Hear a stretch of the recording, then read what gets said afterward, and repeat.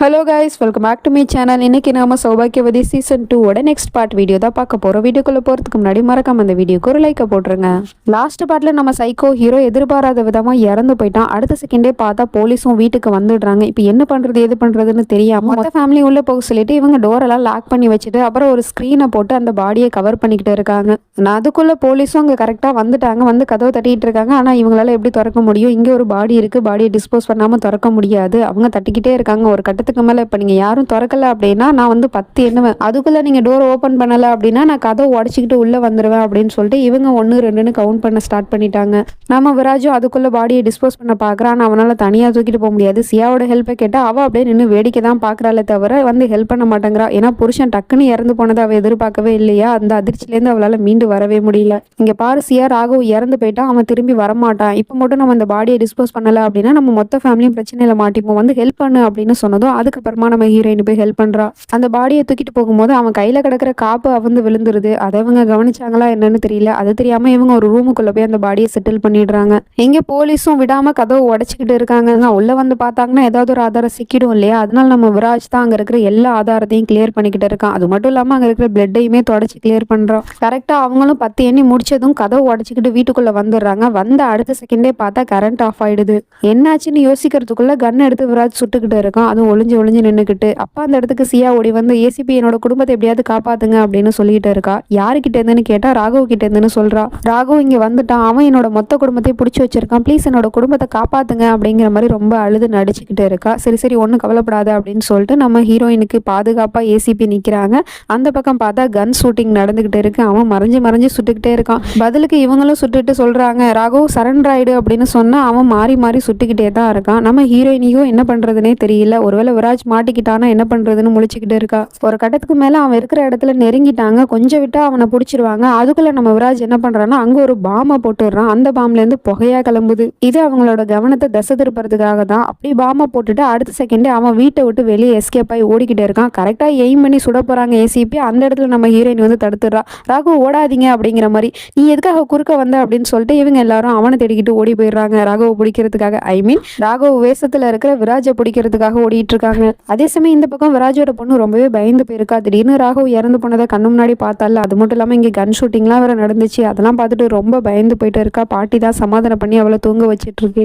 இவங்களும் பாடியை ரூம்ல தானே வச்சிருக்காங்க. அந்த பாடியை எப்படியாவது டிஸ்போஸ் பண்ணணும் அப்படிங்கிறதுக்காக நம்ம ஹீரோயினி முயற்சி பண்ணிக்கிட்டே இருக்கா. அப்ப ராகு வந்து அவளோட கழுத்துல கிடக்குற அந்த தாலியை பிடிச்சிக்கிட்டு விட மாட்டேங்கிறான். இவளும் எவ்வளோ ட்ரை பண்ணி பாக்குறா. விடுங்க விடுங்கன்னு சொன்னா ஒரு கட்டத்துக்கு மேல அதை பிடிச்சி இழுக்கிறேன்னு சொல்லிட்டு தாலி கையோட வந்துருது. அவன் கையில வச்சுக்கிட்டு இருக்கான். அப்படி தாலி அருகும் போது நம்ம ஹீரோயினி புருஷன் கூட இருந்த எல்லா மெமரிஸையுமே நினைச்சு பார்த்துட்டு இருக்கா. நல்லதான் எவ்வளோ இருக்குது, கெட்டதா தானே அவ்வளவும் பண்ணியிருக்கான். ஸோ அது எல்லாத்தையும் நினைச்சு பார்த்துக்கிட்டு இருக்கா. எவ்வளவுதான் நம்ம ஹீரோயினி ஸ்ட்ராங்கா இருக்க ட்ரை பண்ணாலும் ஒரு கட்டத்துக்கு மேல அடக்கி வச்சுட்டு இருந்த அத்தனை கண்ணீரும் வெளியே வரத்தான் செய்து ரொம்பவே அழுதுகிட்டு இருக்கா. என்னதான் இருந்தாலும் புருஷனாச்சே. அப்ப அந்த இடத்துக்கு மாமியாரும் அம்மா வந்து தான் சமாதானப்படுத்துறாங்க. அந்த தாலியை எடுத்து நீ உன்னோட கழுத்துல மாட்டிக்கமா, இல்லைன்னா ஏசிபிக்கு சந்தேகம் வந்துடும் அப்படிங்கிற மாதிரி சொன்னதும் அந்த தாலியை மெதுவா எடுத்து தன்னோட கழுத்துல மாட்டிக்கிறா. அதுக்கப்புறமா தம்பியோட உதவியால அந்த பாடி மேல டேப்பை போட்டு சுத்தி பேக் பண்ணி வச்சிடுறாங்க. இருந்தாலும் அந்த இடம் ஃபுல்லா ஒரே ரத்தமா இருக்கு ரூம்ல பாடியை வச்சதுனால. அதையும் நம்ம ஹீரோயினி தொடச்சிக்கிட்டு இருக்கா. அப்பவும் அழுகையா தான் வருது. அழுதுகிட்டே தொடச்சிக்கிட்டு இருக்கா. அப்போ காலிங் பெல் அடிக்கிற சவுண்டு கேட்குது. உடனே நம்ம ஹீரோயினி மொத்த ஃபேமிலி இங்கே இருங்க, வெளியே வராதிங்கன்னு சொல்லிட்டு இவ போய் டோர் ஓபன் பண்ண பாக்குறா. அப்படி தட்டிக்கிட்டே இருக்கிறதுல இவளுக்கு பயம்தான் வருது. யாரு பின்னாடி இருக்கா அப்படிங்கிறது தெரியல.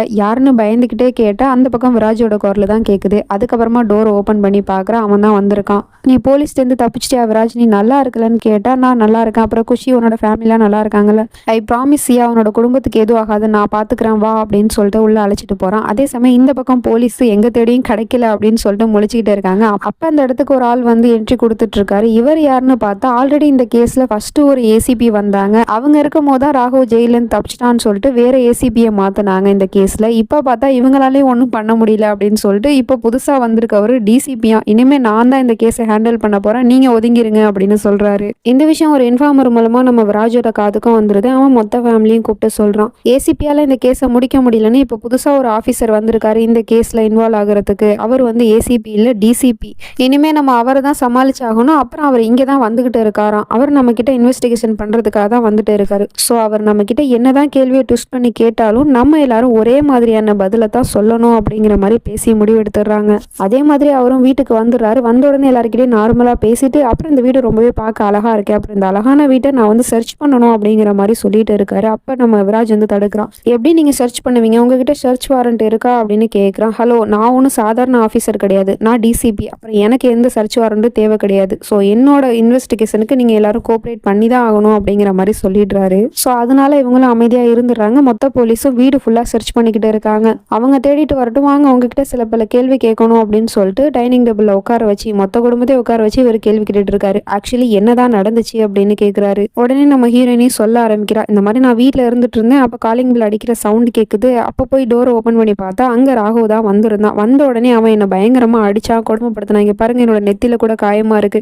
அவன் என்னோட குடும்பத்தை வேற அவனோட கஸ்டடியில் பிடிச்சி வச்சுக்கிட்டு ரொம்பவே காயப்படுத்தினான் அப்படிங்கிற மாதிரிலாம் சொல்லிட்டு இருக்கா. மற்ற பேர்ட்ட கேட்டாலும் அவங்களே இதே பதில தான் சொல்றாங்க.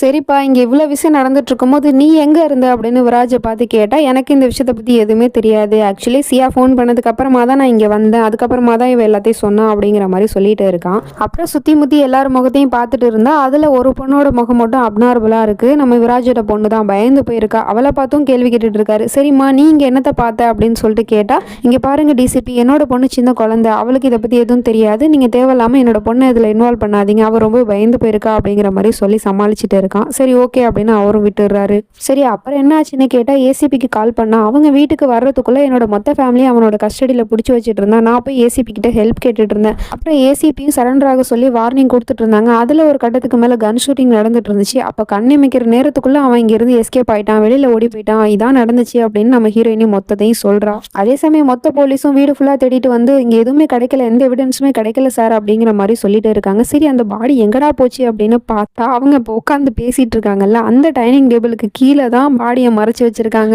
அப்போ நீங்க என்ன சொல்ல வரீங்க, ராகவ் இங்க வந்தா அவங்க எல்லாரையும் அட்டாக் பண்ணா அப்புறம் இங்க இருந்து ஓடி போயிட்டான்னு சொல்றீங்க அப்படின்னா, அவன் உயிரோட இருக்கானா, அப்ப செத்து போயிட்டானா அப்படின்னு சொல்லிட்டு கேட்கிறாரு. அதே சமயம் அந்த பாடி ஒரு டேப் வச்சு ஒட்டி வச்சிருக்காங்க. அது கொஞ்சம் கொஞ்சமா கலந்து அப்படியே பாடி கீழே வந்து விழுகுது. ஜஸ்ட் மிஸ்ல அவங்க எல்லாரும் காலால வச்சு தடுத்துடுறாங்க. அதனால கீழே வந்து விழுந்தா கண்டிப்பா டிசிபிட்ட மாட்டிட்டு இருந்திருப்பாங்க. ஸோ இவரும் சொல்றாரு, அப்படின்னா நீங்க இவ்வளவு நேரம் சொல்லிட்டு இருந்த கதையில டிராமா இருக்கு, ஆக்ஷன் இருக்கு, எமோஷனல் இருக்கு, பட் கிளைமேக்ஸ் என்னங்கிறது உங்களுக்கு தெரியல. அது என்னவா இருக்குன்னு கூடிய சீக்கிரத்திலே நான் கண்டுபிடிச்சு சொல்றேன். இந்த கேஸை சால்வ் பண்ணாம நான் இந்த கேஸ்ல இருந்து விலக மாட்டேன் அப்படிங்கிற மாதிரி சொல்லிட்டு அங்க இருந்து போயிடுவாரு. இவங்க எல்லாரும் எப்படி அந்த டிசிபியை சமாளிச்சு பாடியை டிஸ்போஸ் பண்ண போறாங்கன்னு தெரியல. வெயிட் பண்ணி தான் பார்க்கணும். நெக்ஸ்ட் நினைச்சு நம்ம அடுத்த பாட்டில் பார்த்து தெரிஞ்சுப்போம். அது வரைக்கும் பை ஃப்ரெண்ட்ஸ்.